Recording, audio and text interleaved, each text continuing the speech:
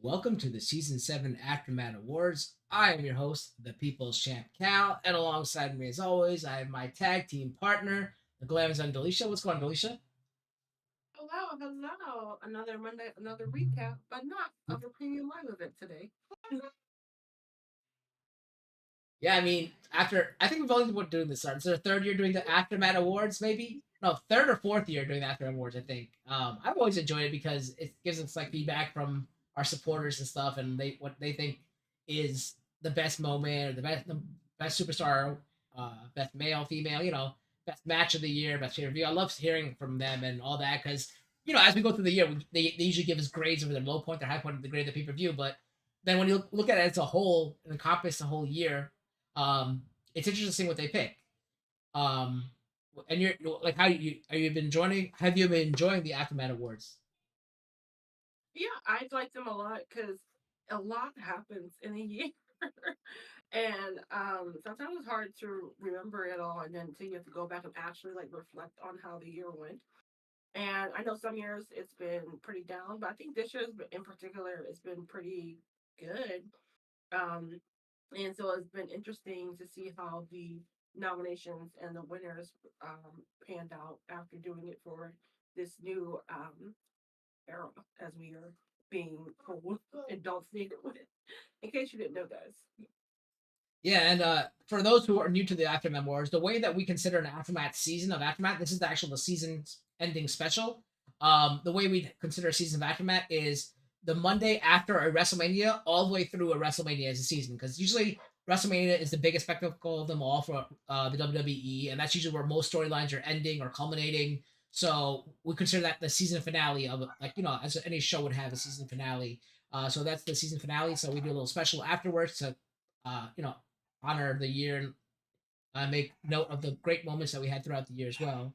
And as the awards work, send out the categories to a bunch of our wrestling supporters and fans and all that, wrestling other fans. And they come back and give me 4 nominees for each category. And then I take all the nominations from all the categories, and whichever garnered the 4 most nominations become the nominees for that category. And then, of course, I have a vote as well, so that might tie something or break a tie or whatever. Once we have those 4 nominations for each group or each category, I will then create a ballot and send it out to the same people, and they will go ahead and vote for one nominee as their winner for each category, and that's the person who usually receives the award. However, in the case of a tie, I had to go to another person who wasn't as part of the actual voting itself. So when there's a tie, I went to an independent person. This year, I went to Sky Inc., who you guys know. He's been on the show several times before. He wasn't able to vote and create the nominees this year for the ballot, but he was able to help me out with the tie break. So when we did have some ties, I went to him and just told him the two choices, and then he just gave me who he thought was better, and that's how we broke the tie. So we did have a few ties this year, and we'll get to that when we get to the awards. But without further ado, we're going to go to our first award, which is the promo of the year, which is, I guess, the award that goes to the segment or vignette that won our hearts and kind of made us laugh, made us cry, made us angry, made us happy, stuff like that. So, Delisha, go ahead. And here are our nominees for promo of the year. First up, but definitely not one. One of these are all big moments, obviously, because it made the list. Would be the rock concert that we got a couple weeks before Mania, where he may be the board of the TKO of TKO on the board. Not he's not the board. He's on the board of the TKO. But The Rock had to come back and remind everyone why he is the most electrifying man in all of sports entertainment, not just the movies, guys. The movies. He brought back his infamous rock concert and promotion for Mania. Not sorry, daughter in the background, bringing up a lot of Dusty and Cody's, well, not Dusty's past and failure to father Cody correctly, leading to his failed gimmicks. And even though he was healing himself, much like the last rock concert we got, the fans could not help but appreciate the moment and just be entertained by The Rock, no matter whether he was being faced or healed. Next up, we have the Bloodline versus Cody and Seth, WrestleMania WrestleMania XL40 kickoff event.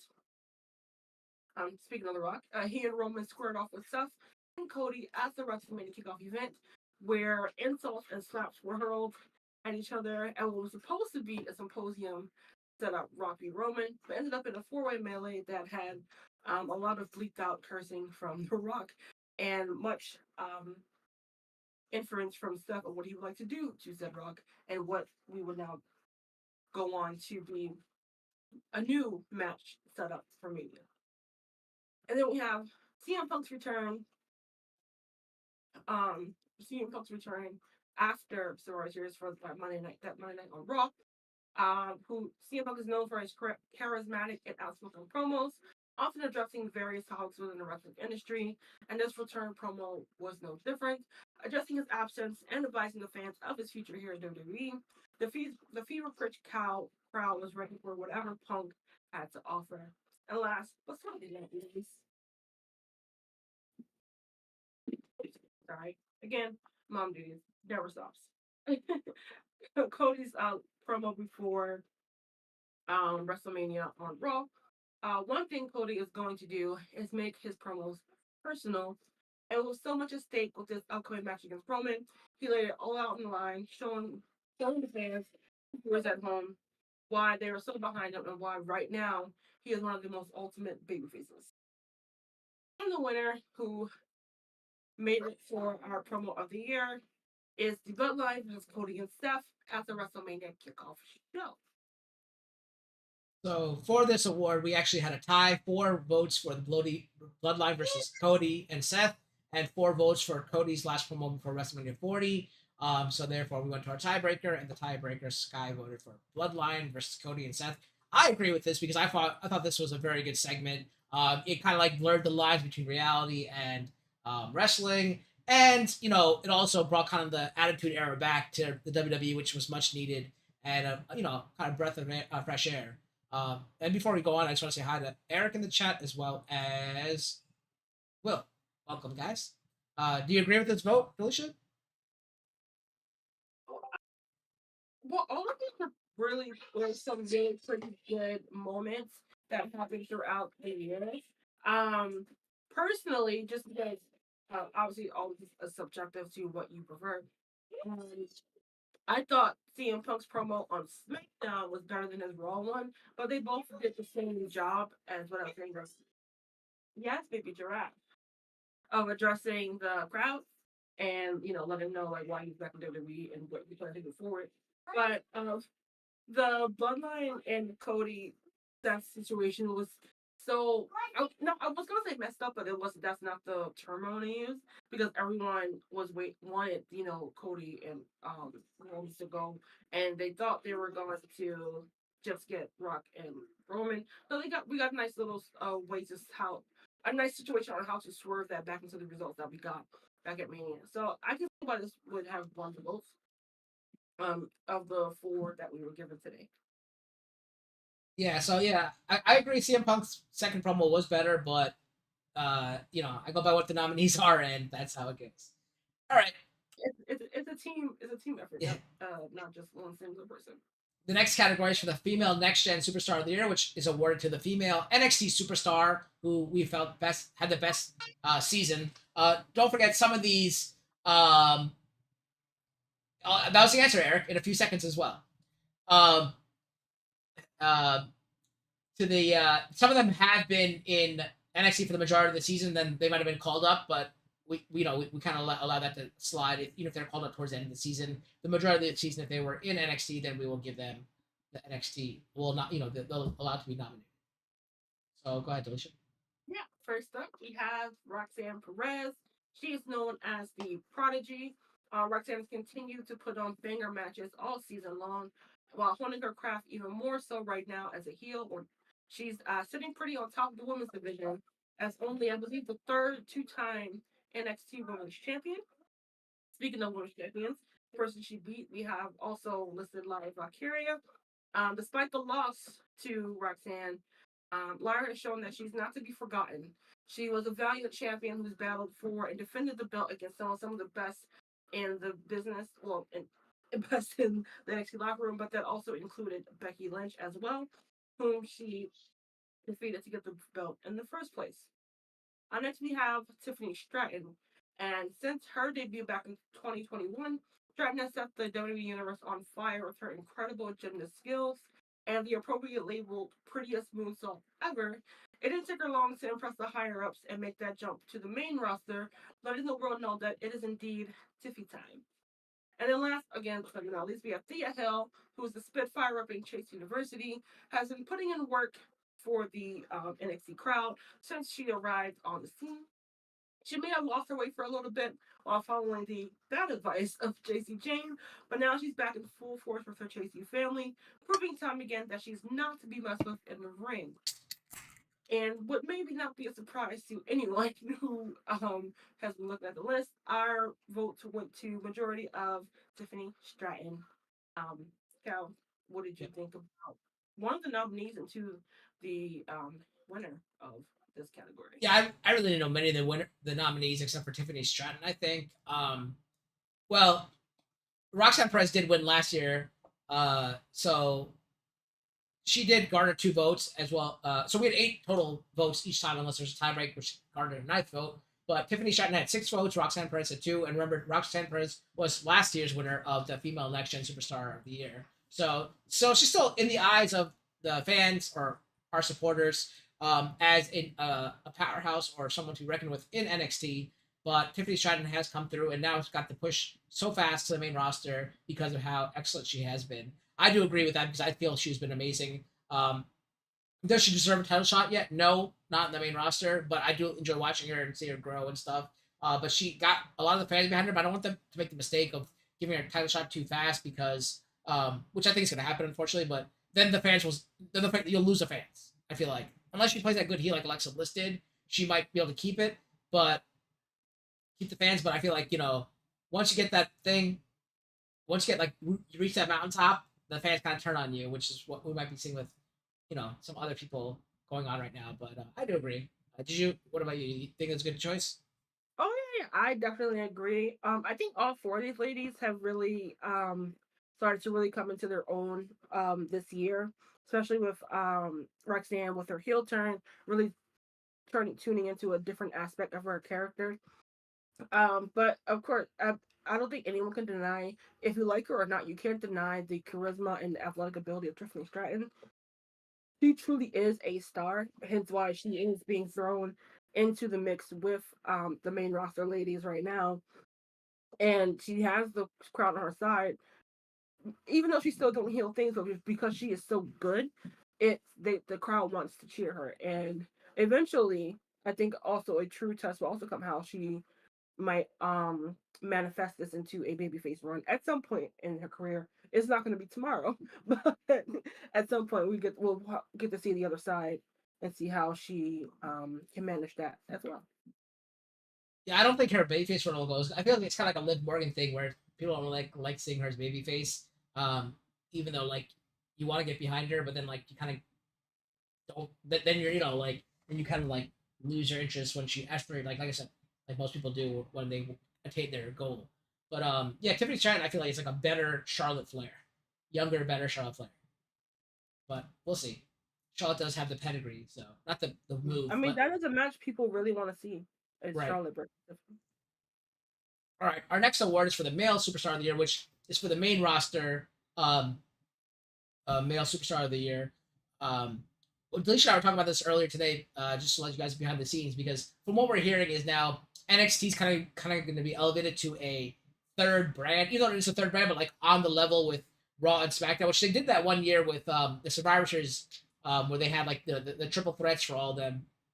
But they're thinking that some of these big name names might jump to like NXT, like and be on that brand. So it's not going to be really developmental anymore. So are we going to get rid of the next gen male and female next gen tag team awards? I don't know if we are, but because it could incorporate all three. Because we don't really do a next gen promo or next gen feud or anything like that. So I don't know. Maybe we might get rid of them, or maybe just for like we rookies. would if we tried to do that, the show would be like 3 hours. It would be as Yeah, long as like the actual main.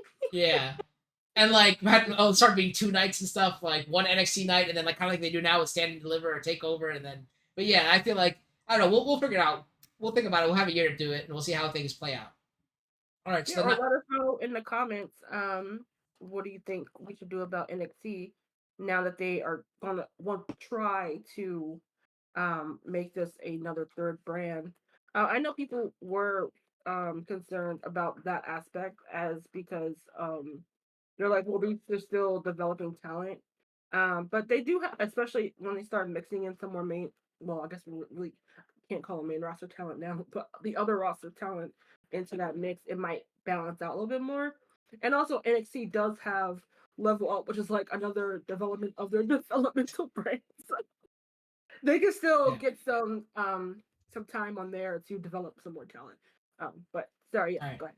Welcome, Randall. Thank you for joining. All right. So the nominees for the male superstar of the year are Cody Rhodes. Cody continued where he left off in his attempt to finish the story, but was immediately confronted by a returning Brock Lesnar after a brutal battle at Backlash. Say that 3 times fast. Brutal battle at Backlash. Brutal battle at Backlash. Brutal battle at Backlash. Did it. Cody earned Brock's respect. Before getting back on track, Cody won the Undisputed Tag Team Championships with Jey Uso, but lost them soon after. Cody finally finished his story at WrestleMania 40, defeating Roman Reigns. The next nominee is Seth Rollins. Rollins was crowned the World Heavyweight Champion after winning a tournament. He then became the workhorse for the company, defending his championship against all comers. He ultimately lost the title to Drew McIntyre in at WrestleMania 40 on night 2 after receiving a brutal beating on night 1 courtesy of the Bloodline. The third nominee is Roman Reigns. Roman had more of a laid-back year compared to previous ones as he formed a tag team with Solo Sikoa and feuded with the Usos. He later defended his title at SummerSlam and Crown Jewel. Soon thereafter, he formed a mega alliance with his cousin The Rock and defeated Cody and Seth on night 1 of WrestleMania 40, but eventually lost to Cody on night 2. And the final nominee is Gunther. Gunther began the year by being drafted to Raw alongside his fellow Imperium stablemates. Gunther became the most successful Intercontinental Champion, defending his title on both pay-per-views and Raw alike. He suffered his first loss on the main roster after being counted out during a match with Chad Gable on Raw. After his memorable feud with Gunther began to battle Sami Zayn, only to lose at WrestleMania 40, thus ending his historic reign. And the winner of the male superstar of the year, Gunther. Gunther received 4 votes, Cody Rhodes received 3 votes, and Roman Reigns received 1 vote. Alicia, how do you feel about this being? Because this is our first real not our closest thing, but this is the first close one that we had because most of them were in. Yeah, I think I would agree that it probably would have came between these two contenders for almost similar reasons where Cody is chasing to defeat a long title reign from Roman to quote unquote finish his story of gaining that title. Gunther is cementing his legacy as being one of the longest reigning IC title holders right now. And just even with some like big match contenders like we had with like Sheamus and Drew and Chad and pretty much anyone they put in his path, he was just steamrolling over to keep that title in his grasp. I think that this was like almost the year of Gunther as much as it was the year of Cody, and they were almost same brand. So it was like to see these two competing um storylines, and I don't think they've ever even interacted with each other. It was pretty interesting to see, but I do think you give the slight edge to Gunther, as he is still the newcomer here, as far as being in WWE in general. No pun intended. But to be so dominant and be able to be being, I think it's the X title that's really considered the workhorse title, right? Despite having Seth saying he's the working champion, we still had another workout champion, though he's a heel, putting in the work all year round for all of our season to put on phenomenal matches. No, you put on great matches. You can't say phenomenal. Okay, fine. All right. The next award is the pay per view of the year, which obviously is goes to the well. We're gonna change that award next year, I guess. But anyway, the pay per view of the year is award to the the premium live event that was we thought was the most entertaining, had maybe the best storyline, the best oh my god moment. And the nominees are WrestleMania 40. The 40th anniversary of the greatest spectacle on earth was a two-night extravaganza that saw many title changes and memorable moments. Night 1 saw Rhea Ripley retain, Gunther's defeat, and the Bloodline demolishing Cody and Seth. Night 2 saw Damian Priest steal the championship away from newly crowned Drew McIntyre, Bayley reclaim her title, and Cody finishing his story. The second nominee is the Royal Rumble. Royal Rumble only featured 4 matches, 2 of them being the titular matches themselves. Bayley won the Women's Royal Rumble last, eliminating Liv Morgan, and Cody repeated as the men's winner after eliminating CM Punk. Logan Paul retained his U.S. Championship by defeating Kevin Owens via DQ, and finally Roman Reigns defeated AJ Styles, Max Dupree, and Randy Orton in a fatal 4-way match. The third nominee is SummerSlam. SummerSlam featured several dream matches such as Cody versus Brock, Bianca Belair versus Asuka versus Charlotte, and Rollins versus Balor, to name a few. Cody defeated Brock, and Seth successfully defended his championship against Balor. Bianca was able to defeat Asuka and Charlotte, only to see Io Sky cash in her Money in the Bank contract and win the WWE Women's Championship. Roman Reigns defeated Jey Uso after interference by Jimmy, sparking a rivalry between the two brothers. Our final nominee is Survivor Series War Games. In what seemed like a lackluster card, Survivor Series really shined with its 2 War Games matches. The first saw the team of Bianca Belair, Charlotte Flair, Shotzi, and Becky Lynch defeat Damage Control. Gunther also defeated Miz, and Santos Escobar defeated Dragon Lee. Rhea Ripley successfully defended her title. And in the men's War Games match, Cody, Seth, Jey Uso, Sami Zayn, and Randy Orton defeated the Judgment Day and Drew McIntyre. However, the moment of the night was the unexpected return of CM Punk to the WWE. And the award for the best pay-per-view goes to WrestleMania 40. I mean, I don't think this won last year. I think something else won, maybe Royal Rumble or Survivor. I think War Games might have won last year because that was a really good one with the Bloodline versus whoever was in like Shame, the whatever you call the Brawling Brutes and all those guys and Drew McIntyre. That was a good one, and the women's was also pretty good. But yeah, I mean, I didn't really enjoy WrestleMania, but it seemed like because this was actually 7 votes to 1. The 1 vote was me. I enjoyed Survivor Series because CM Punk returned, and I enjoyed the War Games matches. So everyone voted for WrestleMania 40 except for myself. But yeah, I guess everyone liked it, and I know when we were covering it, everyone seemed to like it as well. I thought it was kind of a lackluster pay per view. But what do you think, Alicia? Yeah, I mean, obviously, with the voting category, there's no surprise of what I voted for. I really thought WrestleMania really brought a lot of the storylines that we had throughout the year, which I mean, which in the past that is what WrestleMania was supposed to be. Although now Triple H says that stories don't start and end there. It's almost like another continuation or another chapter. They don't always have to stick to that script. But I was one of the ones who really did enjoy this year's Mania. this again, they were trying to usher in a new era by starting some stories, closing some, and continuing some all throughout the card. And it really just was a good time. The crowd was great, despite night one being very cold for them. And you could tell the wrestlers were very excited as well to partake in this year's Mania. Not that I don't think they ever aren't, because it's still WrestleMania, no matter what's going on the outside or inside or whatever. But I think all around it was a really good time. And like I said, it was because we had, I guess it was coming off the backs of the other pay per views that were mentioned before that these storylines came together for a lot of these matches that we all, excluding Cal, enjoy. All right. Our next award is for the match of the year, obviously pay per views, as well as the Raw and SmackDown NXT feature matches. So, which matches did we really enjoy this year, Alicia? Yeah. Well, speaking of WrestleMania, we have Cody versus Roman from night two. This match had everything you could want from a Bloodline rules match, which featured one-on-one wrestling, training finishers, Bloodline interference, and some surprise for some past superstars. With all that going on, this match was still able to relay the story of overcoming all the odds to slay the giant that was Roman Reigns' historic title run. Next, we have Damian Priest versus Bad Bunny at Backlash. On paper, this match was easily written off as a celebrity just coming in for a media paycheck to get recognition for his upcoming tour. But Bad Bunny shocked the audience by putting in work for his first one-on-one match in WWE. Priest, with his veteran experience, made Bad Bunny look like a star. Also, with some involvement from Judgment Day and LWO and other members from the, I guess, hometown. Excuse me. Other members from the I guess I don't know if they were all from all Puerto Rican wrestlers, but of Latino descent got involved, which included Carlito and I believe Conan was out there too. And of course that hot hometown Puerto Rican crowd was also relayed this match to be one of the great ones that we had all year. And then we have Gunther versus Chad Gable on Raw. When you want to watch pure technical wrestling, this was the match to watch in 2023.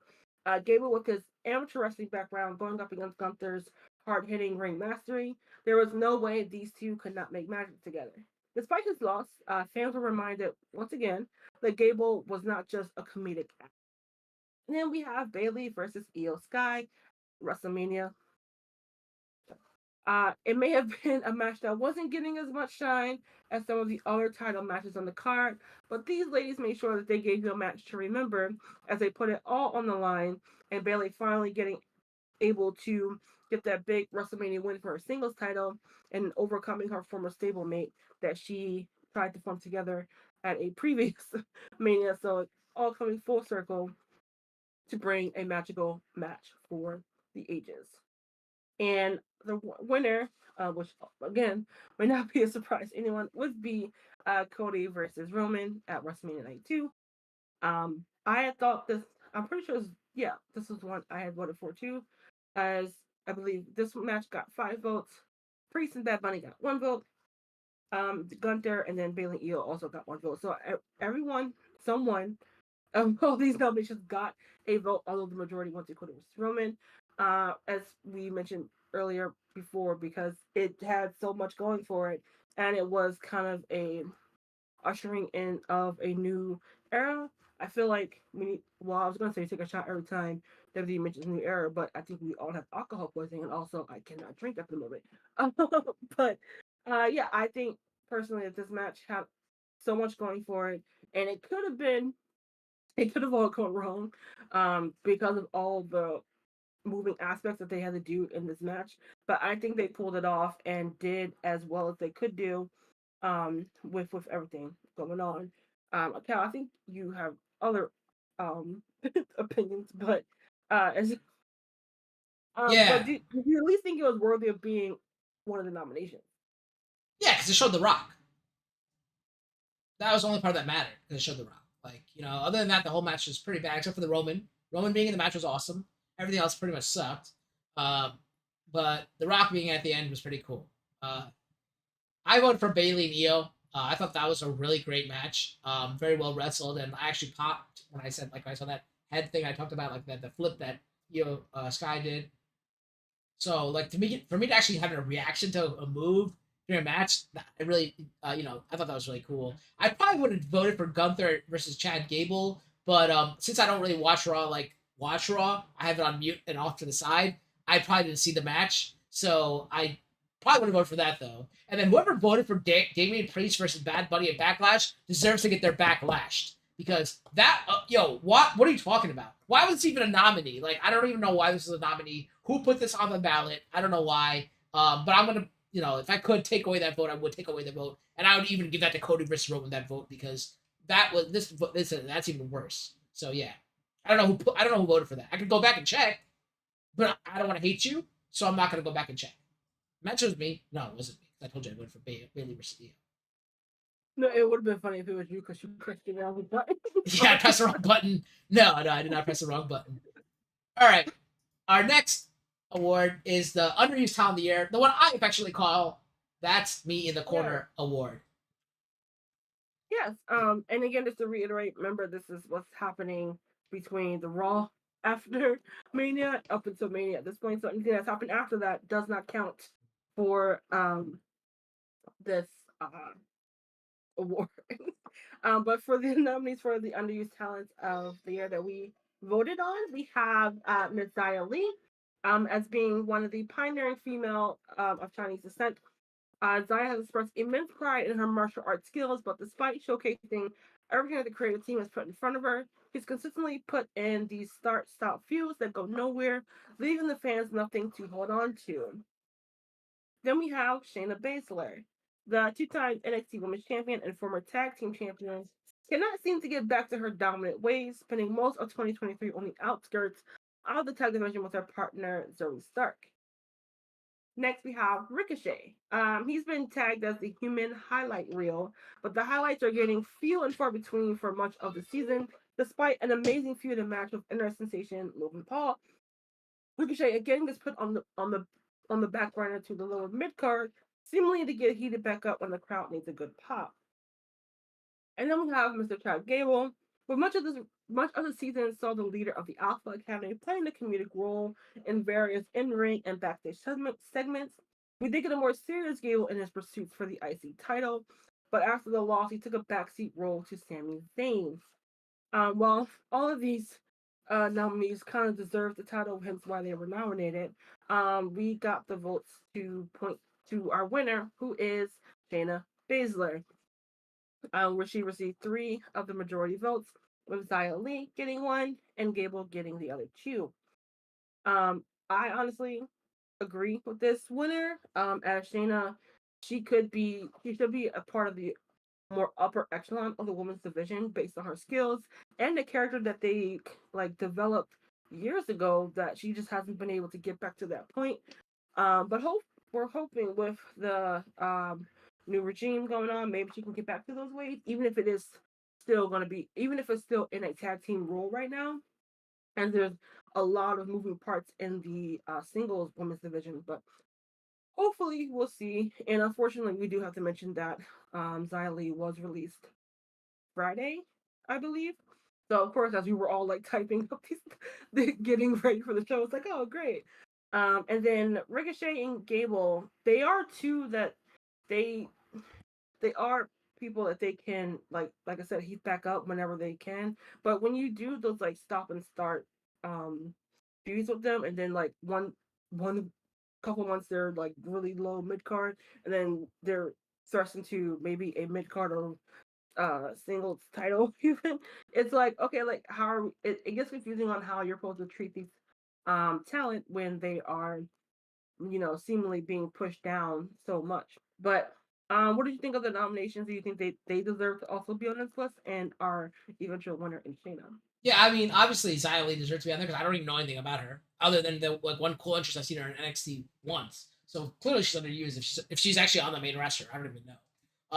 But yeah, I want to say that this was actually the not closest voted, but most spread out voting because each garnered a vote as well as they were close, right? So it wasn't 5-1-1-1. It was 1 for Xia Li, 3 for Shayna Baszler, 2 for Ricochet, and 2 for Chad Gable. I myself voted for Ricochet because I want to see when I thought of this award, I think I honestly thought of Ricochet. I got right when I created this award. So this award is made for Ricochet, and ironically, I don't think he's ever won this award. Maybe he won the first year. He might have won the first year. I think, or I think it might have been Bray Wyatt and then Shinsuke Nakamura. I don't even know. Like I feel like Ricochet has never won this award, which is crazy, which I makes no sense. So maybe next year, guys. But he might have won first year. I can't remember. It might be also recency bias because he's starting to get more involved with some better storylines, but also, um, of course, some of that is coming after WrestleMania. But I think, or it wasn't more in that later half. So,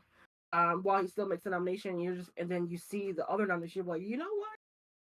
We're starting to see Rick Taylor a little more, so maybe that's why. Maybe they know about his rewards, and then they were like, "Oh, let's start pushing so he doesn't get the win." Well, you know, like though I have honestly I haven't cared about Shayna Baszler since she won the Elimination Chamber, where she like eliminated all 5 other women. I honestly haven't cared about her since then, so I don't care if she's underused. Honestly, like she was awesome back then. Now I couldn't care less.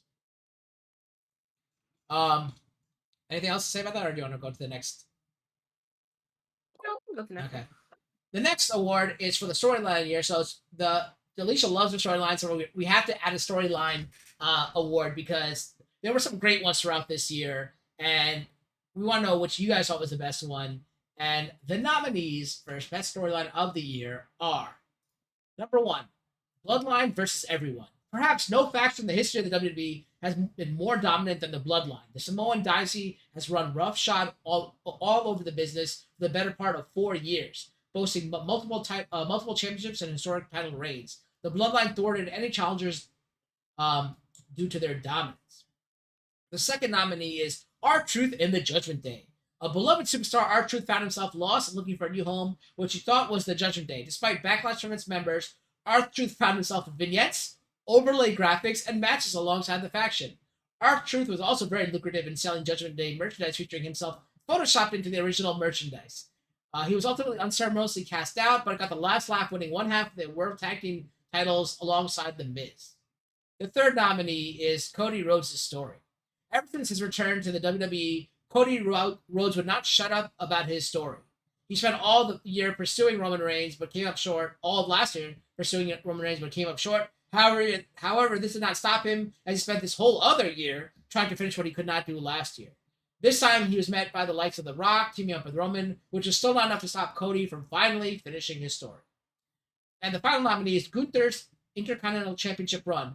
Gunther has had the most dominant IC Championship reign in WWE history. He's defeated all challengers without much effort. In fact, he's only lost once via countout prior to finally losing to Sami Zayn at WrestleMania 40, thus ending his historic reign at 666 days, breaking Pedro Morales' 41-year-old record.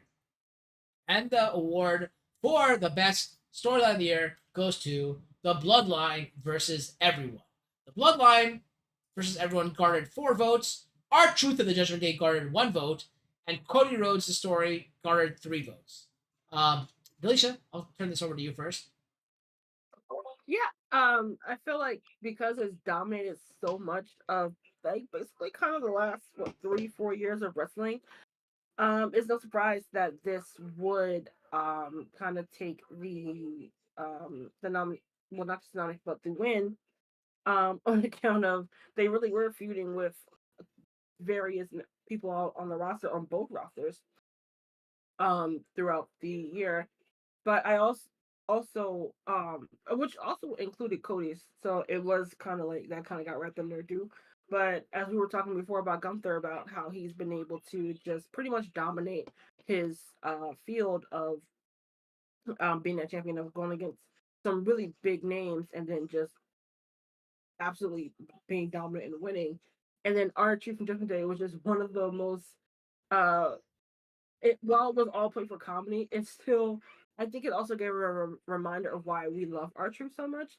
And it's and even though because he spent a lot of time away out of our eyes because of injury, and then him coming back and being in this whole Judgment Day storyline, and then um even though he was never in it, getting kicked out, it was just so fun to watch. Like we have this seriousness going around us, with, like I said, the Bloodline, Cody and Gunther, and then we have this nice like breath of fresh air and lightness in R-Truth. But I like, if you are talking about storyline of the year, you cannot do that without the Bloodline. Right. I agree with you. I did. We always have a good comic relief. Welcome Sky as well. Like I said, Sky was our tiebreaker in the cases though. We did have a tie, so welcome Sky. Um, I feel like some comic relief. So having our truth there as the comic relief was nice to see. But like for the better part of 3 years, right? This Bloodline storyline has kept us or kept the WWE afloat. So I can never go against that, and I wholeheartedly believe that deserved and gratefully won the you know the award for the best pay per view. I'm sorry, best storyline. Sorry. All right. Well, you can't have storylines without feuds. So our next awards for the best feud of the year, and some of these were quite interesting. So starting off first is Roman versus Cody, which is basically the bloodline in a way. Roman versus Cody, a feud that spanned over 2 years. So Cody relentless chasing Roman to end his dominant title run. Cody saw a new obstacle in the return of The Rock, who quickly aligned himself with his cousin. Despite all this, Cody was able to defeat Roman on night 2 of WrestleMania in a Bloodline Rules match with the help of the returning John Cena and The Undertaker. Nominee 2, Gunther versus Chad Gable. Chad Gable and the Alpha Academy began a feud with Gunther and the Imperium. Gable was able to see was seen as the best chance to defeat the indomitable Gunther due to his extensive amateur wrestling background. In fact, Gable was the first person to defeat Gunther on the main roster, though via countout. In spite of all this and the backing of the WWE Universe, the momentum Gable gained, he was stymied by the Ring General. The third nominee is R-Truth versus the Judgment Day. R-Truth was a thorn in Judgment Day's side, but the WWE Universe found it to be an endearing angle that brought joy to many. Despite many attempts by members of Judgment Day to banish R-Truth, Truth still found himself alongside the group. Ultimately, Damian Priest cast out Truth, but Truth returned with The Miz to win the World Tag Team titles on night 1 of WrestleMania 40. And finally, Seth Rollins versus Drew McIntyre. Ever since the inception of the World Heavyweight Championship, Drew set his sights on champion Seth Rollins. He made his goal to win the Royal Rumble and challenge Seth at WrestleMania 40, but he was unsuccessful in doing so. However, a month later, he was able to defeat 5 other superstars to win the Elimination Chamber match and gain a title shot.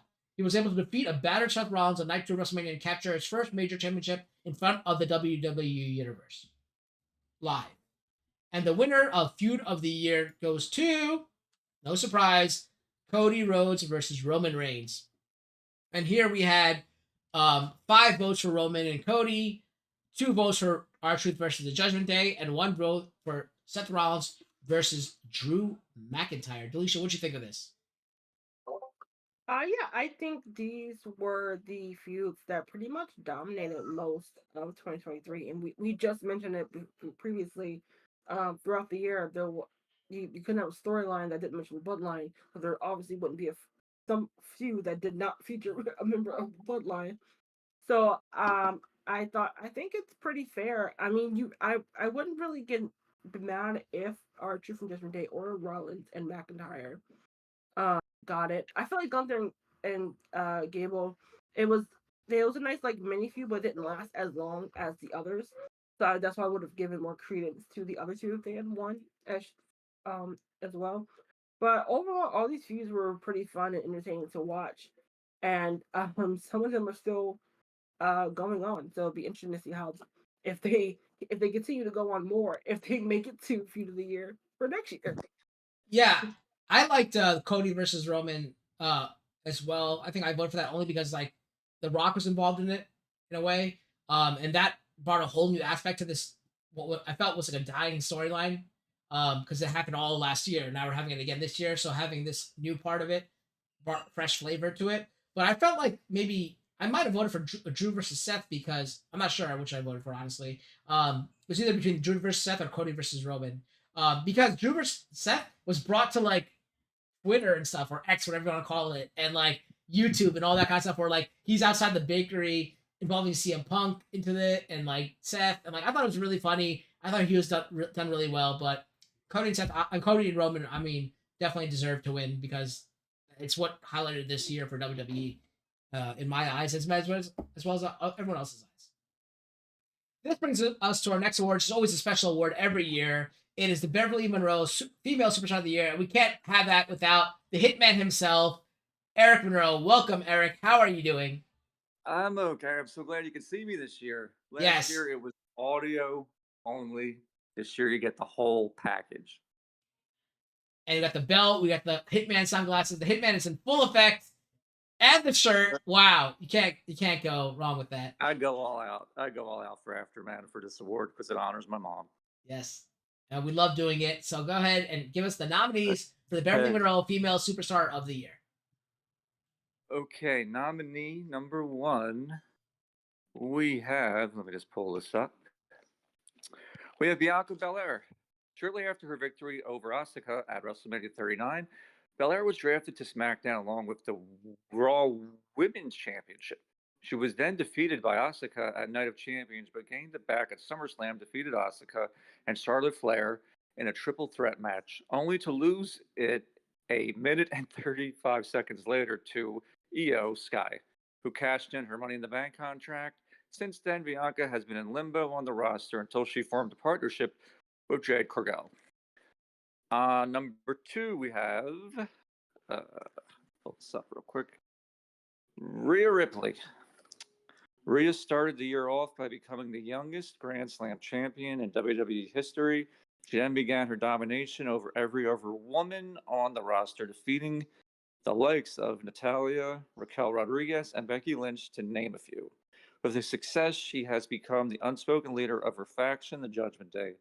All her hard work paid off as she was able to headline her first pay-per-view in Australia, successfully defending her women's championship against Nia Jax. All right, we got number three, shocker, Becky Lynch. Lynch got her dream match against her once partner Trish Stratus after the two feuded early in the AfterMat year. Their feud culminated in a steel cage match at Payback, after which Becky went down to her roots at NXT to feud and defeat NXT Women's Champion Tiffany Stratton. She held the title until she was defeated by Laura Valkyrie at Halloween Havoc. She then began her journey to climb the mountain again and captured a women's championship. However, she was unsuccessful, defeating Rhea Ripley at WrestleMania 40. And finally, we have our fourth nominee, which is Bayley. Bayley had a difficult return to greatness as she suffered numerous defeats in vying for the Women's Tag Team Championship. She also came extremely close to winning the Money in the Bank contract, only to lose to fellow member of Damage Control, Ilya Sky.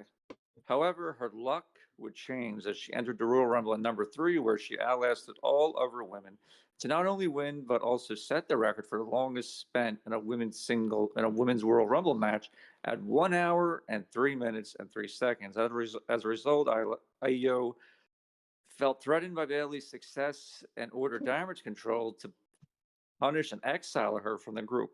Now the outcast, Bayley decided to choose Io as her opponent at WrestleMania 40 and defeated her to become the WWE Women's Champion.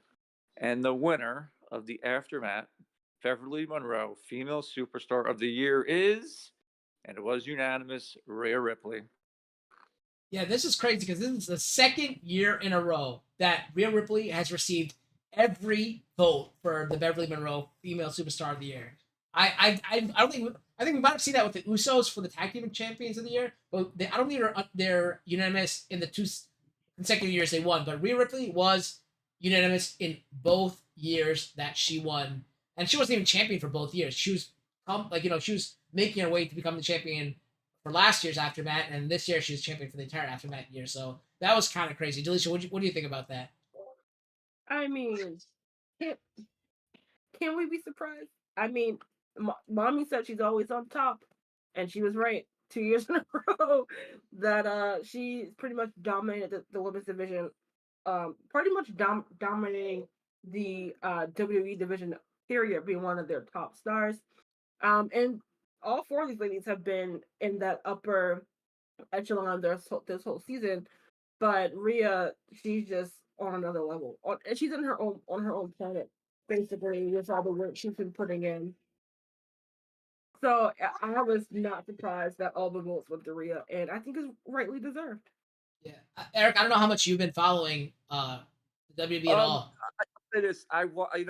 It's amazing how far they've come with women's wrestling compared to like the 80s and the 90s. There was women's wrestling, but it's not like it is now. It is a mainstream main thing now. I think it's amazing. And Rhea actually main evented Elimination Chamber because it was in Perth, Australia, which is her home country. So it was nice to see they gave her that. It didn't get my love because I much love Rhea Ripley. I said that was like a match that you could have saw on Raw or SmackDown, but I understand why they did that. But I do love Rhea Ripley, and I'm glad she won this award. And like you said, women's wrestling has come leaps and bounds. Though I prefer the McMahon era of bra and panty matches and wet T-shirt contests. We need all that back because I know you guys want to see me next year in an evening gown match, definitely. So I'll put it all out there for us to go for that. Bring it back to the WWE. And we got to have all the pay-per-views in Saudi Arabia because Delisha wants that. You heard it here first. I was going to say, Rose going to take this table and throw it at you. Eric. I just want to say, Al, great seeing you, buddy. Delisha, yes. Congratulations. Number 2, I thought we found proof it might actually have a live AfterMat. Burf. He said it was coming up, but I guess you're not. That's for the Patreon. So they got to pay extra for that.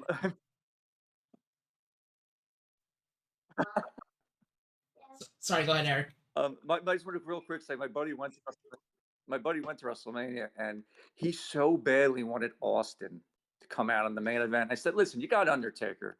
Look, be happy. You got him." I wasn't happy. It should have been Austin. I agree with him. I know Tom Zamino went too. The Road Warrior too. He was waiting for that music to play. He was waiting for it to play, and I thought it was going to happen. And then when Undertaker came out, I was like, "It's not happening." Will said, "If we have a Brian Penny's match this year in WWE, I'll fight in you in an evening match." Yeah, Eric, would you? I know. House of the Dragon is coming back. Are we gonna see Mine is the Fury or no? Probably not, but I can't wait to watch it though. And I'm sure we'll be talking about it. I do wear the Night's Watch. Oh, you still wore the shirt and all that? I wear my shirt proudly all the time. Oh, thank you. I appreciate it, man. Gotta get you an AfterMat shirt because you're on it, man. So you got to get that shirt, and we gotta rock it all together like we did at when we were in Philly together that one year. But hopefully, when I get out there, because I know Delisha's doing some things, I want to go see her because Roger and I usually go visit her once I get my car fixed, situated. I want to be out there, and hopefully you're out there with us because I know you're not far. I think he's breaking up. Yeah. So anyway. Yeah, absolutely. I do want to see that. I'm not that already. So I will see you later. And remember, as always, Stannis Baratheon is the one true king of the 7 kingdoms. Yeah, Eric. Triple H might have a fight because he says he's the king of kings. So that is true. But all of Eric's information is in his Twitter. I wanted him to say his thing where he goes, "That is Koch 220 or whatever it is." He always says it. I wish he had said that, but all his information is in the description below. Make sure you check him out. He used to do Game of Thrones recaps like we did. And we love having him here. He started this show with us, and we always want to honor his mother every year in any way we can. So thank you for joining us, Eric, once again this year. All right. Our next award is for the Tag Team of the Year, and I believe this is Alicia covering it. Yeah, I got distracted because Rose is walking around with one of those like huge reusable bags over her face, and it looks like the wrestlers get caught in the trash. She's since moved on to her train, but I was like, is someone gonna come wacky with a Kindle stick in I'm telling you, her next birthday, it's just gonna be an all-out wrestling match. We're gonna be there. It's gonna be an all-out wrestling match. That would be hilarious. At a church. So our nominees for Tag Team of the Year. First up, we have DIY, which consists of Johnny Gargano and Tommaso Ciampa, who originally formed back in 2016, back in NXT. but they reassembled back in October on the main roster. They got us started a slow start to get the crowd on their side, but after putting on great matches with the Creed brothers, Imperial, and Judgment Day, and others, they proved why they belong amongst that top team in the division. Next, we have Austin Truth, which is Miz and R-Truth, which is another reimagining of a team that was formed years ago. One of the delightful highlights of the beginning of this year was them coming together officially rather than just in backstage segments to face down the Judgment Day. They have shown that they have not missed a beat in the ring as a team, and the comedic genius that is R-Truth has proved he is indeed a national treasure. And then we have the Judgment Day, which consisted in the tag team form of Finn Balor and Damian Priest. During their excuse me, Bless you. thank you.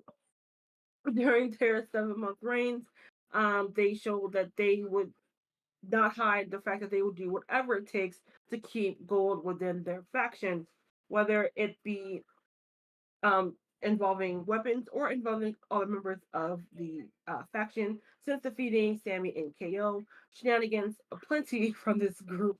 Um, they have dominated again the tag team scene just by showing that they would do what needs to be done.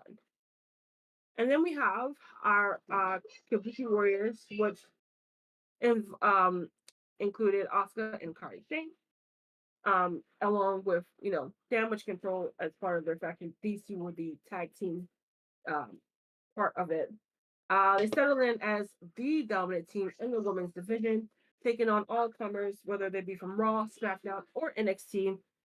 Asuka and Akari have proven once again that they are a formidable force in this division.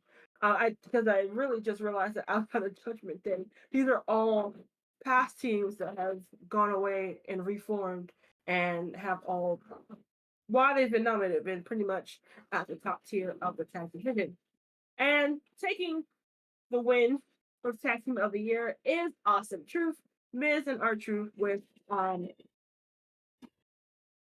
you like that one? Okay. 4 votes apiece, and then another 4 with the Judgment Day, so that resulted in a tiebreaker, and that tiebreaker went to Austin. I think pretty. And actually, this was probably the one category where any other teams would have won, and I would have been happy with it, just because of how, like, pretty much they've all pretty much been dominant in their division. Even though DIY got that slow start, they've been pulling through, especially in their that ladder match back at Mania, and then I guess putting on momentum from that, really establishing themselves as why they were a team that was beloved by the fans. Judgment Day, I mean, it's Finn Balor and Priest. They're basically veterans in the wrestling world and in wrestling, so they're gonna do pretty much great things no matter what happens. Kabuki Warriors, Damage Control as a whole had their ups and downs. These two reforming was pretty fun to watch, and then and they're still the tag team champions. And so it'll be pretty interesting to see how that goes for them going forward. And then of course we've talked about it earlier before about R-Truth being a national treasure, and the Miz on this not on my bingo card face run that he's been a part of for the pretty much later half of 2023. Honestly, either one of these teams could have taken it. What about you? Was this one of your teams of the year, or did you think someone else? No, I didn't agree with this vote. Like I said, like you said, it went to a tiebreak 4v4, and like we said, Sky did the tiebreak. He picked R-Truth and Judgment Day. I like Will was half right. I did want to vote for the Kabuki Warriors because I thought they were great. But I really thought Judgment Day deserved it. I voted for them earlier on, and then it ended up becoming a tie. So then I had to go to tiebreak, and then I don't get to choose, the tiebreak. So, but I felt like Judgment Day was more consistent through the year. That's why they were more deserving. Whereas R-Truth was only a tag team for like the past month and a half maybe. So I didn't really think they deserved to win. Don't get me wrong, I love R-Truth and Miz. Like Miz is probably of all the people in this nominate, like all these nominees, R-Truth and Miz is probably my favorite. But I didn't think they deserved it of the year because it is of the year. So I would have gone with Kabuki Warriors or Judgment Day, not even DIY or DX, whatever you want to call them. I really thought one of those two, Judgment Day or Kabuki Warriors were deserving. And of those two, I'd have to give it to Judgment Day, but unfortunately it didn't go that way. But hey, I love Miz, so good for them to win. But it's getting kind of annoying that everyone I vote for is not winning. If I voted for the people I wanted to win, I actually vote unbiasedly. Like I vote for who I think deserves the award, not who I like. Because if I voted for who I liked, these numbers would probably be a lot different than, at least my votes would be a lot different than a line. Oh, same. I try to be as impartial as I can in the voting process, because there are a few things so I don't really like and I didn't think deserved to even be nominated, but I went with it, and I was like, all right, okay, of these, who Right. did that I think had the leg up of the competition. So that was our final tie. So once again, thanks to Sky for helping us break the ties this year. I believe that was our final tie because we only had two. Nope. It's not our final tie? Nope. Really? What? We had 3 ties? Mm-hmm. Oh, okay. Well, take back that thank you. No, it is the final tie. Not according to the list I'm looking at right now. Oh wait, you're right. We got one more. I'm sorry. I was looking at, because other people got that vote that year. I was looking at 4-4 being a tie, not something lower than that. Okay. So spoiler alert, there's a tie coming up again. The next award is for the male Next Gen Superstar of the Year, for the male NXT Superstar of the Year. Alicia? Yeah, and these nominees included Mr. Carmelo Hayes, who spent most of the latter half of the season trying to regain his NXT title back from Dragunov, alongside the rising popularity of his partner Trick Williams.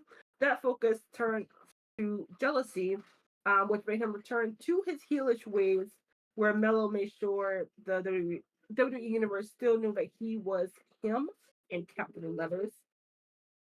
Speaking of Trick, he is our next nominee, going from sidekick to the main event. Trick Williams has captivated the audience since standing from the shadows of his former friend and partner, Carmelo Hayes. The former NXT North American champion has the crowd on his side as he faced down his best friend and won in the main event at Stand Deliver, which I believe was the first time two black males had main evented such an event at in NXT. Ronda Rousey main event at NXT. Go ahead. Then we have Ilya Dragunov. Ever since making the jump to the NXT proper and NXT North America before the end of the NXT UK scene, the audience here in the US has been inundated with the I thought I was gonna say it right. Unbezigard. He has indeed been incomparable. Hailing at the top of the division since beating Melo for the NXT Championship, no one has been able to stop the Mad Dragon. And then we have Braun Breaker, who was made to be a star from the jump. Braun walks the walk and backs it up with one of the best spears in the business. Along with his partner Baron Corbin, they ruled the tag team division all the way up until Stand and Deliver, where they put those championships on the line. Where Braun is now, Braun may be on his way out to the SmackDown roster, but the impact on NXT will still be felt for months to come. And then here we did have our eventual winner be Braun Breaker, with also getting 3 votes, and then Trick Williams getting 3 votes, and then Ilya getting 2. So we did have the tie between Trick and Braun, and the tiebreaker went to Braun. Which I understand why people really love him, and he, even when he was a heel, he still had the crowd behind him. And like I said, he while he wasn't in the singles like main event picture for the last couple of months on NXT, he still was at the top of the tag team division with Baron, pretty much dominating that force and being entertaining as a team stable versus being single star. But I also think that pretty much these 4 did dominate much of the male side of the NXT, especially Carmelo and Trick. That was the big storyline for NXT for probably about 4 to 6 months. and which is why they were able to main event stand and deliver because people were comparing them to back when Tommaso Ciampa and Johnny had their big feud a few years ago back in Chicago. So I do think that all these four were worthy of being nominated. I don't necessarily agree with Braun Breaker. I do think as far as for that season, I do think Trick had the more upward momentum. And again, just the fans like really being behind him. But I can see again why people would have voted for Braun. So I completely disagree with this award. I don't watch much NXT. Like I said, I watch it on mute on the side. But whenever I looked over to NXT, it going on, I always see Carmelo Hayes. And believe it or not, Carmelo Hayes received 0 votes for this. Not even for me. But whatever I did see him. The other person I always saw was Ilya Dragunov. That's who I voted for because I thought he was pretty dope. And he like does some really cool strong style stuff. I think that's what that is. And didn't he beat Gunther, I think? Maybe? I don't know. Or when he was Walter? Or I don't know. They had a good match. I know he beat a lot of really cool people and he did some really cool things. So I voted for Ilya Dragunov. But like Delisha said, Trick Williams and Braun Breaker both got 3 votes. Ilya Dragunov got 2. But Carmelo Hayes got 0, which I thought was kind of weird because I thought I always saw Carmelo Hayes on the TV. But I think he might have won last. No, I think Braun. I don't know who won last year. I think it was either Carmelo or Braun Breaker who won last year. But like I said, thank you to Sky for helping us break the ties, and Braun Breaker won this year, which I guess is, pretty good. I don't know if he won last year or not, but I really thought Carmelo would have taken it. I really don't know Cheat Trick except for him fighting Carmelo. So I don't know. I don't know if I agree with this, but what can you do? I didn't say I agree. I said I understand why people would vote for him. Yeah, but I don't know. I think I really think it would be Carmelo or Dragunov, but whatever. No one voted for that. Once again, whoever I vote for never wins. So now next year, not to vote for your favorites when no win. I don't vote for my favorites. I didn't vote for my favorites. You know what I meant. I just even whoever if I vote for my favorites, they don't win. If I vote for people who I feel deserve it, they don't win. So I don't know what to do anymore. All right, the next award is for the Champion of the Year. Oh, that's me. Okay, cool. Champion of the Year is obviously the person who best exemplified the championship that they held and brought it up, raised it up, or defended it. Don't assume gender for anybody, Will. You never know if Trick Williams and what's his name? Carmelo Hayes identify as female, or Bianca Belair and Sasha Banks identify as male. So you don't know that. All right.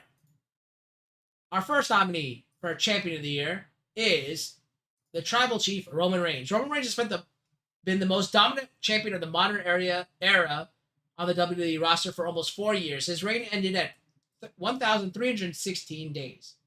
Our second nominee, Seth Rollins, became the inaugural heavyweight champion and quickly coined the title the Workhorse Championship in response to Roman's reign and lack of defenses.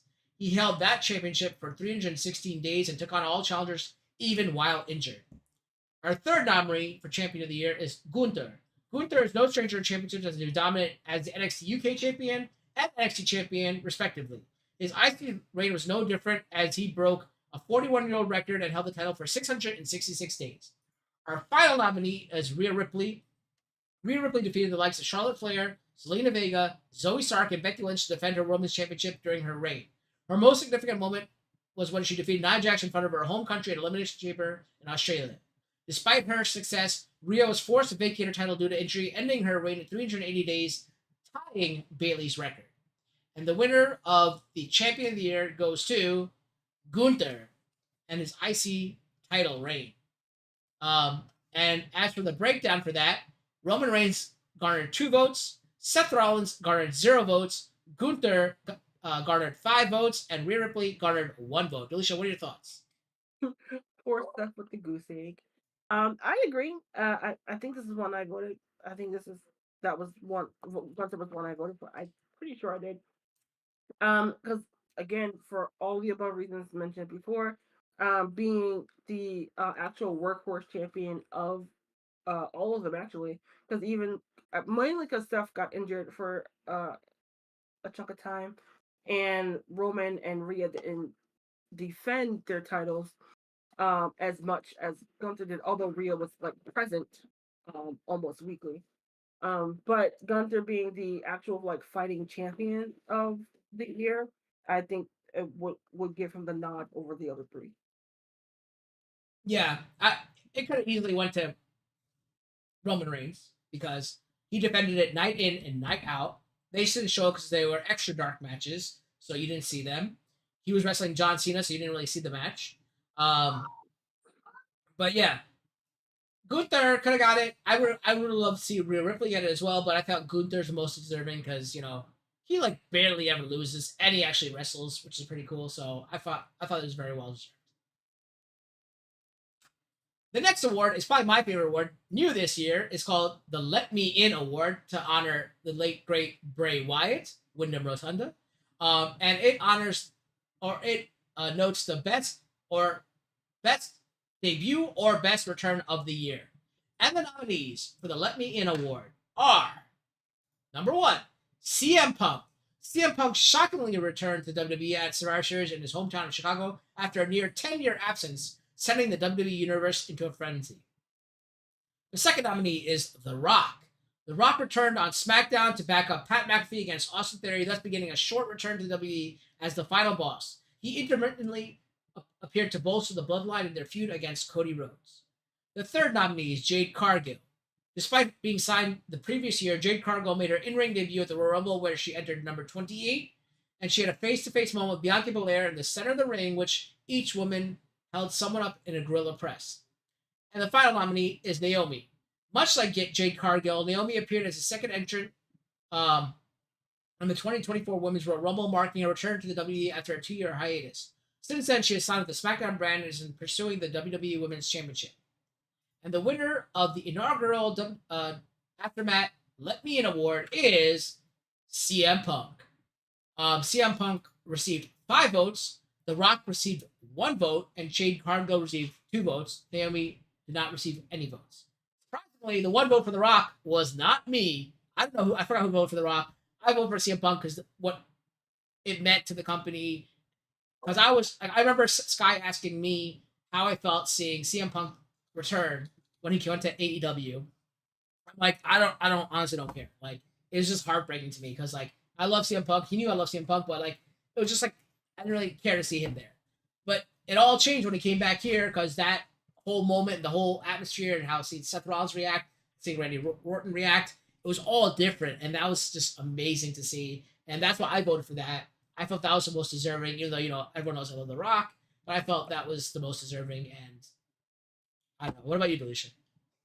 Yeah, I think I voted for him too. Despite not being as big a fan of him as other people, but I did think it was the most deserving because it was still up in the air on whether or not he actually even would return. It was mainly because the event was in Chicago, people were like, "Oh, he's gonna return," and it was at the end of the night where people was like, "Oh," or thinking like, "Oh, okay, maybe not, or maybe he'll come back, the next night." Or something like that. But to have that surprise, not say a word at all, and have the reaction that he did, not a lot of people, probably except for the exception of The Rock, could actually do that. No, I feel bad for Naomi not getting a vote on account of I don't. he had more to do than Jade on her return back. That's true. That's Um, true. but I guess because of how she was presented in AEW, people really like Jade, and then the thought of her being an adversary to Bianca at some point got people really excited. So I mean, I feel like our presentation for what they did from Rumble to Mania was pretty good. But yeah, but I think it had to go to CM Punk. Although the Rock was a surprise. Yeah.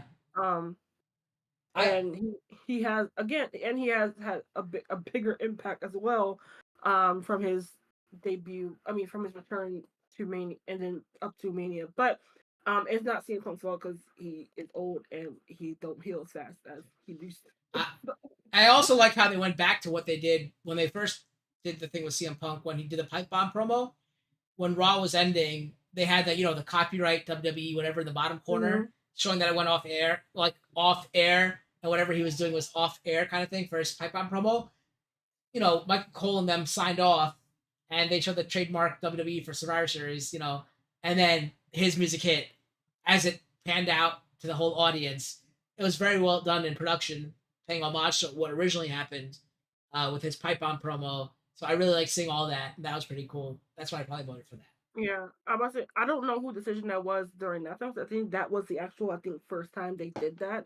But if you've been following NXT and then now in the like Triple H full control era, it definitely shows that you might want to watch these shows all the way through until that Peacock logo shuts it off. Because Triple H would do that even when you're not expecting it. So yeah, that's pretty Well, fun.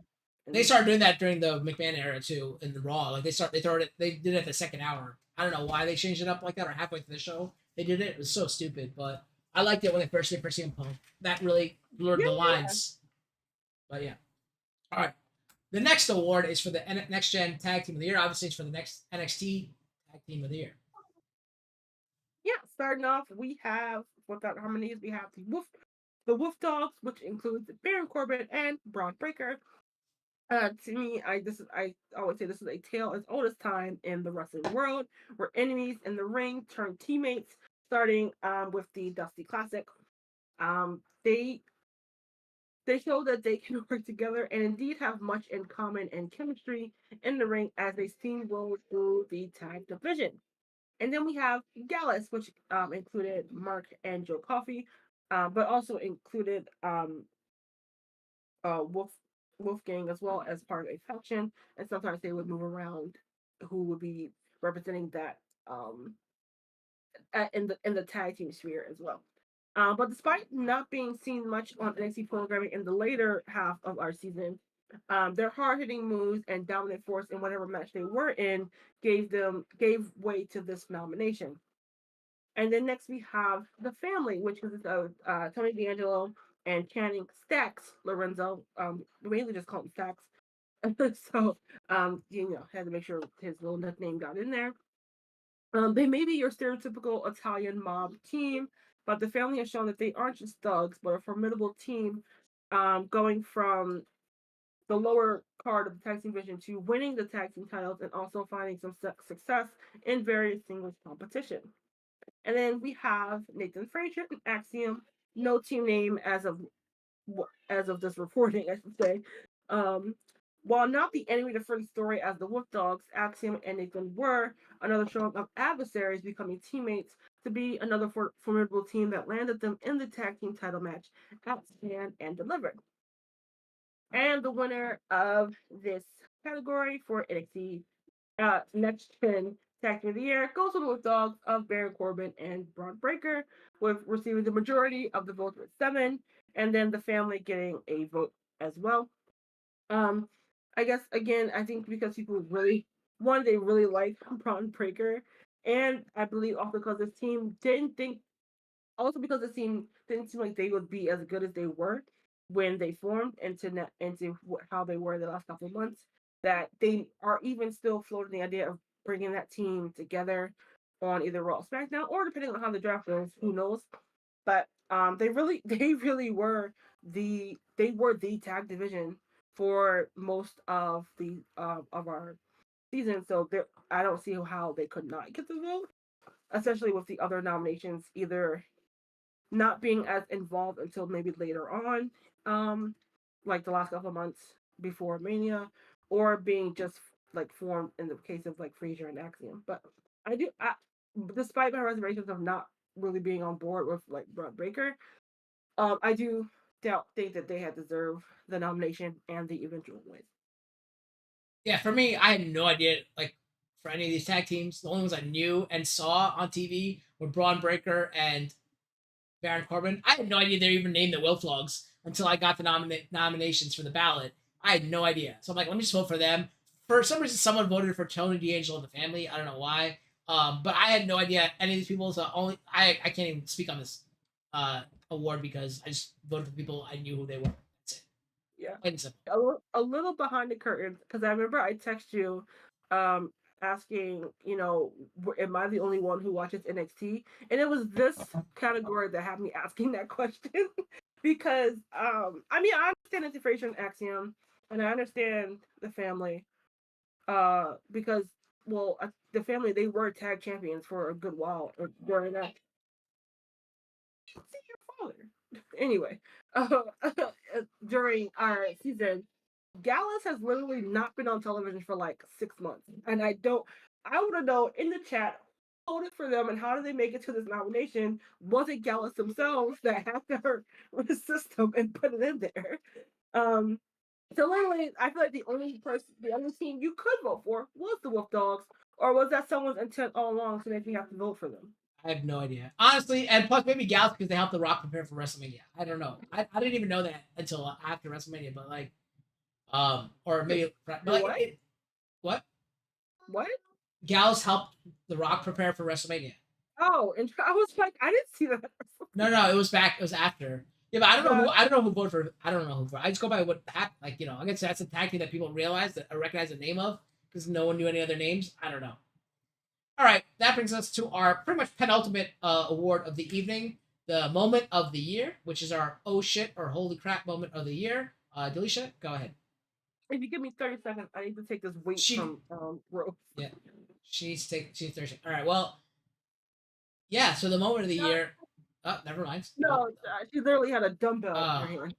She's training for that match. Mm-hmm. Moment of the year. We first have Cody. Cody finishes his story. This match was almost 2 years in the making. After failing to capture the title at last year's Mania, Cody had to go for a back-to-back Rumble win in order to get his shot at Roman again. After battling in a grueling tag match the night before and another encounter for the title belt, Cody finally was able to capture the gold and end the reign of Roman, pun intended. And then we have CM Punk return. It was the end of a hard-hitting War Games match, and the fans were ready to go home happy after witnessing such an event of the whole entire PLE. When suddenly that cult of personality hit, and the fans and some of the wrestlers lost their minds as Punk returned to WWE after almost a 10-year hiatus. And then we have Sami Zayn wins the Intercontinental Championship. It was starting to feel like the impossible, ending the IC title reign of the ring general Gunther. But as Sami proves time and time again throughout his career, he will defeat what's supposed to be the impossible. And then last but certainly not least, we have The Rock joins the Bloodline. Much of the fans thought The Rock would come and be the savior to put Roman in his place as head of the table.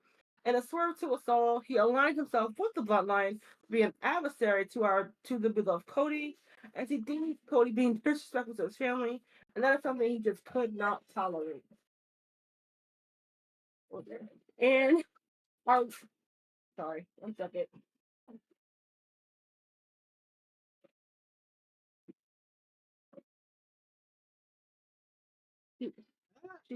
She couldn't stand. Oh no, this is not a good part for her to come in. Okay. You better mute. And You better mute the podcast, Alicia, for her. Okay, go ahead. Oh yeah, and our winner goes to The Rock. Joining the blood. Oh my girl. Okay.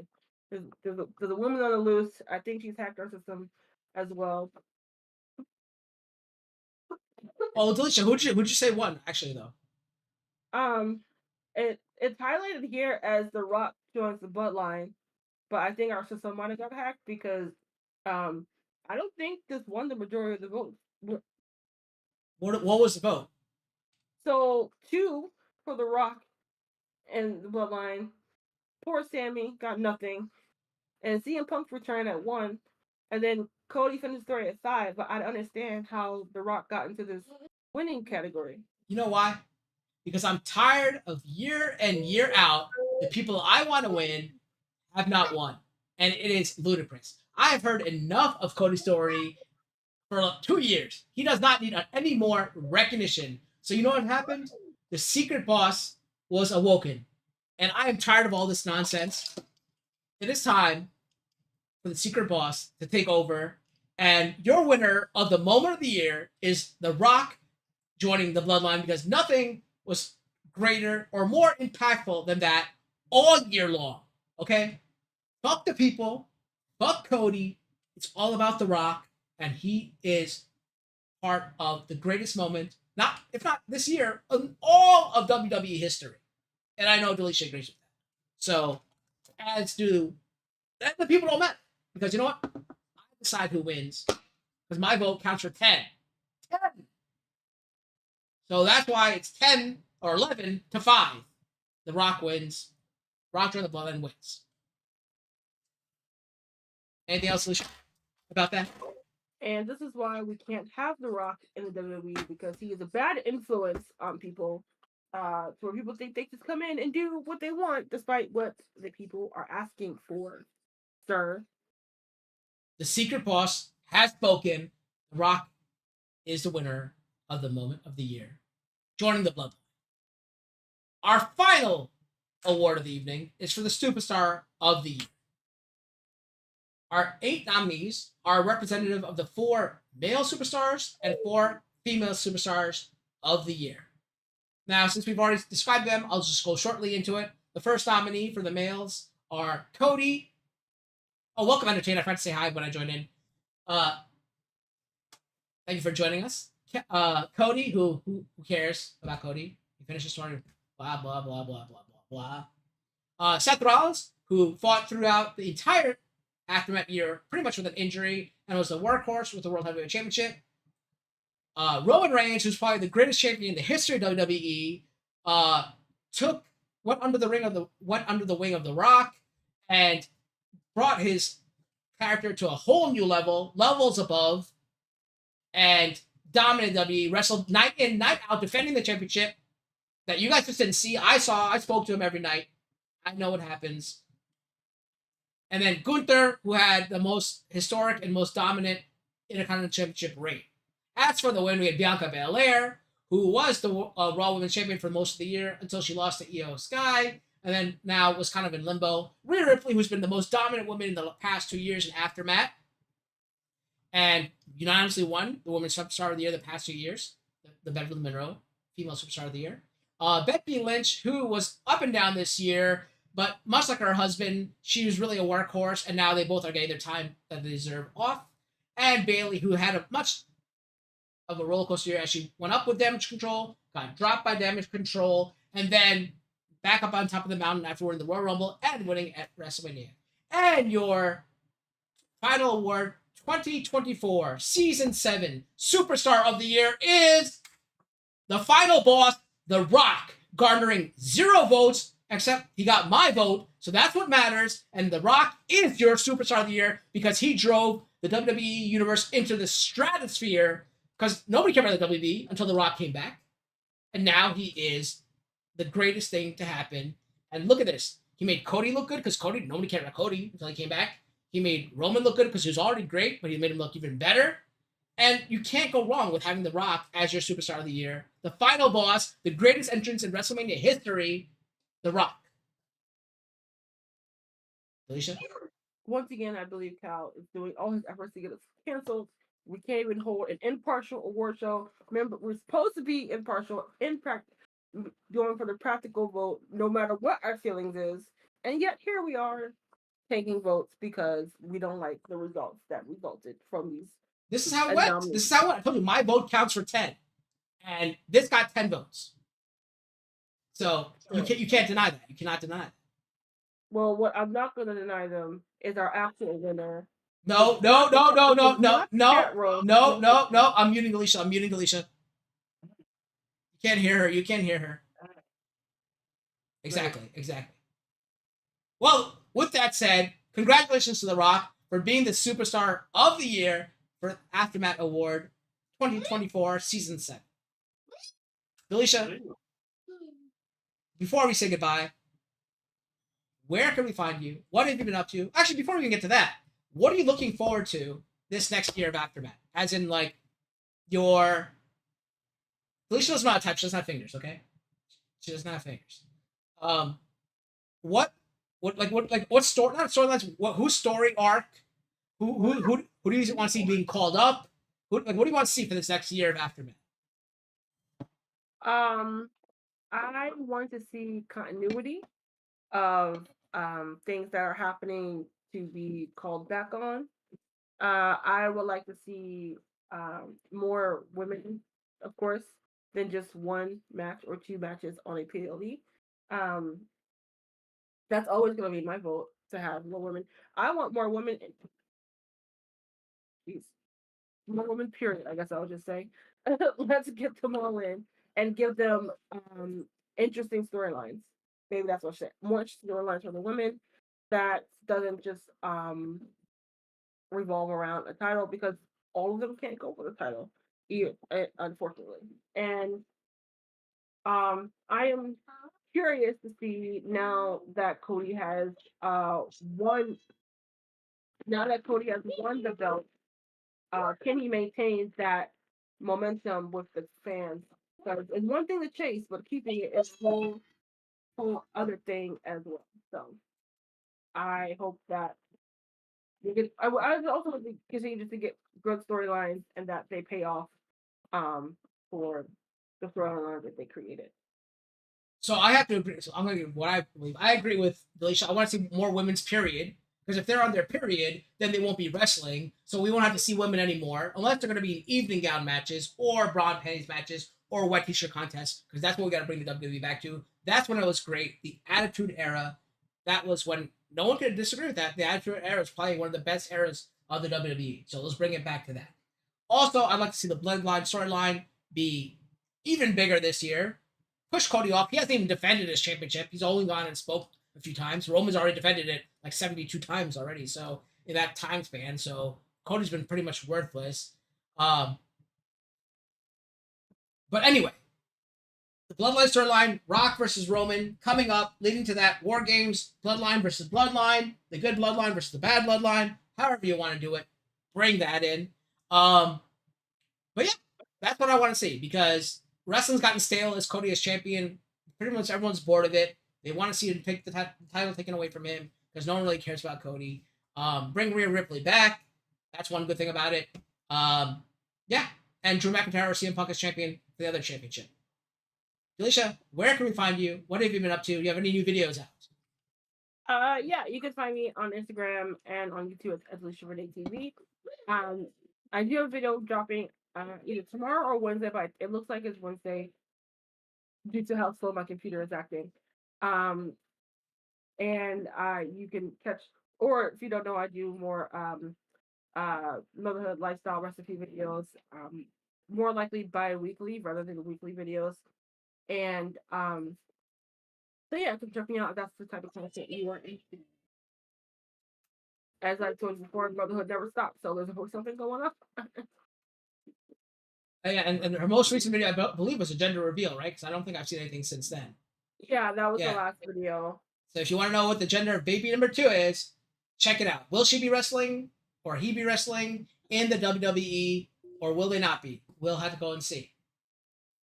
After me, I probably won't be streaming anything until then, but we will be having the first ever PLE recap for the season 8 premiere of AfterMat at Backlash, which is being held at May 4th, and AfterMat will be on May 6th. Did she want to say bye or no? All right, go. She did, but as she was walking away. Okay. Our earmuffs, Rose, Uncle Cal is gonna say something bad. All right, we're going. Fuck the people. Secret boss activated.